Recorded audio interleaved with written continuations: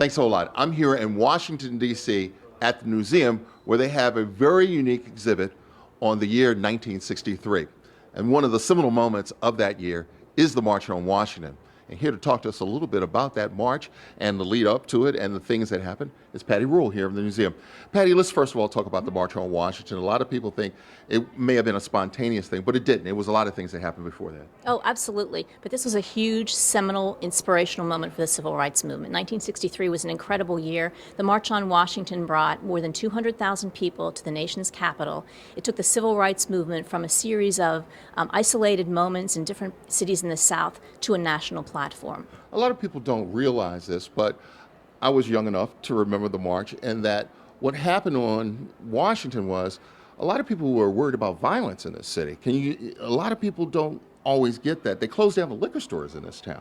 Absolutely. You know, when you look at the other events that happened in 1963, we had the Birmingham Children's Crusade, where children are marching for their rights in Birmingham, a very segregated city in the South, and police come out and set fire hoses on them and set dogs on them. So these very powerful, very violent images sets a tone, a shudder for the country. But this is a struggle that is not going to be a peaceful struggle. I mean, there are some very powerful forces here.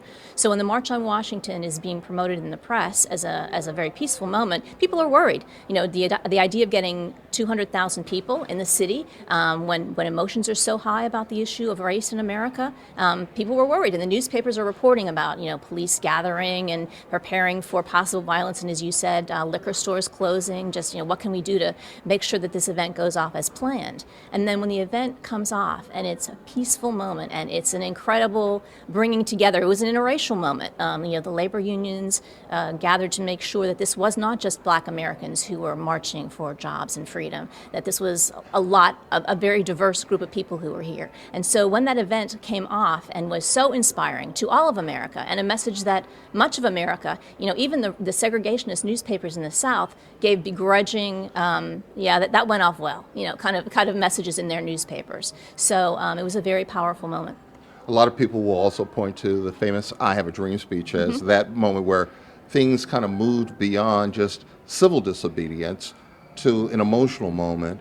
Talk a little bit about how people received it here and how it went out to the world. Right. Well, the I Have a Dream speech has now sort of over that. When you do a word association game and you say March on Washington, the immediate thing that people say is I Have a Dream speech. But you'll see in the television or in the coverage of that event, we've got two newspapers here, the Washington Post the day after and the Baltimore Afro-American. You don't see that I Have a Dream message anywhere in a headline, whereas now that speech is so iconic, so powerful. Martin Luther King is considered a hero in America. At that time, he was a controversial figure. He had a bit of a frightening message to mainstream white America, who just wasn't sure what this movement was all about.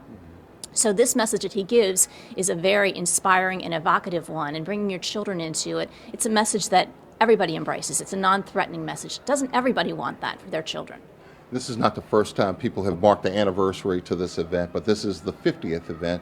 I know a lot of people are coming. One of the things that we had a chance to do earlier is to talk to someone who was actually there as a reporter. So here's my talk with Simeon Booker.